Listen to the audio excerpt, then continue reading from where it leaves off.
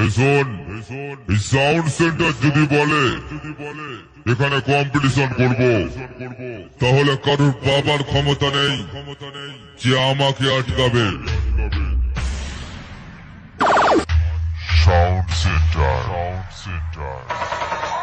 আমি royal Bengal tiger শিকার করি। তুই যে এখন কথায় আছিস বলে দে আমারে, আমি সাউন্ড সেন্টার আমি বুঝাবো যে তারে রে। আমি রয়্যাল বেঙ্গল টাইগার তুই যে এখন কথায় আছিস বলে দে আমারে, তোকে কেমন দিলাম? আমি বুঝাবো যে তারে। Sound centre